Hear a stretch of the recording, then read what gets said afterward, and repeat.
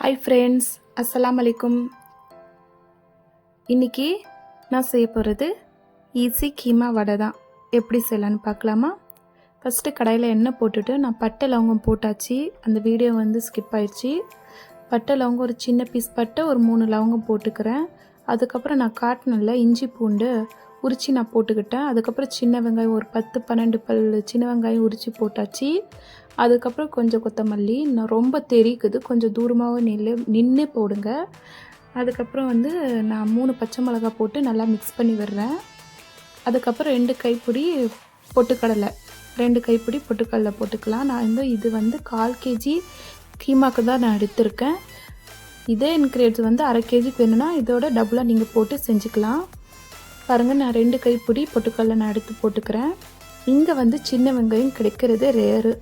மார்க்கெட்டில், இந்த மார்க்கெட்டில், இங்கே இருக்கிற மார்க்கெட்டில் கிடைக்காது. வீட்டு சைடு கொஞ்சம் தூரமாக போனால் பெரிய மார்க்கெட்டில் கிடைக்கும்.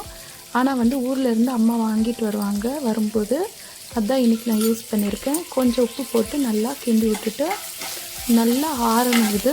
ஆறிட்ட அப்புறம் தான் மிக்ஸி ஜாரில் போட்டு அரைச்சி எடுத்துக்கலாம். இது கூட தேங்காய் மட்டும் சேர்த்துடாதீங்க. தேங்காய் சேர்த்துனா வடை உடையும். பாருங்கள், மிக்ஸி ஜாரில் சேர்த்துக்கலாம். மிக்ஸி ஜாரில் சேர்த்து கொஞ்சம் கொஞ்சமாக தண்ணி போட்டு அரைச்சிக்கோங்க. ஏன்னா இதுக்கு கொஞ்சம் கொஞ்சமாக தண்ணி போட்டு அரைச்சாதான் கரெக்டாக கட்டி பதத்தில் வரும். ஜாஸ்தி தண்ணி போட்டிங்கன்னா தண்ணியாக வந்துடும். அதுக்கப்புறம் வடையே வராது. கொஞ்சமாக தண்ணி போட்டு அரைச்சி எடுத்துகிட்டு வந்துடலாம். பாருங்கள், இந்த மாதிரி இருந்தால் போதும். பதம் எடுத்து ஒரு பவுலில் மாற்றிக்கலாம். பவுலில் மாற்றியாச்சு. அதுக்கப்புறம் நான் 1/4 கேஜி கீமா எடுத்திருக்கேன். அதுவும் போட்டு மிக்ஸ் பண்ணிவிட்டு மிளகாத்தூள், உப்பு வேணும் உப்பு போட்டு நல்லா மிக்ஸ் பண்ணி விட்டுருங்க.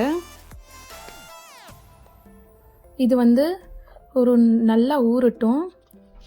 ஒரு 1/2 hour இல்லைன்னா 1 hour ஃப்ரிட்ஜில் வச்சு எடுத்து எண்ணெயில் போட்டு பொரித்து எடுத்துக்கலாம். நல்லா கிறிஸ்பியாக சூப்பராக வரும் வடை. ட்ரை பண்ணி பார்த்துட்டு சொல்லுங்கள் ஃப்ரெண்ட்ஸ். கமெண்ட் பண்ணுங்கள், லைக் பண்ணுங்கள், சப்ஸ்கிரைப் பண்ணுங்கள். அதுக்கப்புறம் நான் கீமா பரோட்டாவும் செஞ்சுருக்கேன். அது வேணும்னா டிஸ்கிரிப்ஷனில் நான் போடுறேன். நீங்கள் வேணும்னா எடுத்து பார்த்துக்கோங்க. பாருங்கள் ஃப்ரெண்ட்ஸ், சேப்பும் உடையாமல் கரெக்டாக வந்திருக்கு. இந்த மாதிரி பொரிச்சு எடுத்துக்கிட்டால் அவ்வளோதான், ஈஸி கீமா வடை ரெடி ஆயிடுச்சு. ட்ரை பண்ணி பார்த்துட்டு சொல்லுங்கள் ஃப்ரெண்ட்ஸ். ஓகே ஃப்ரெண்ட்ஸ், பாய்.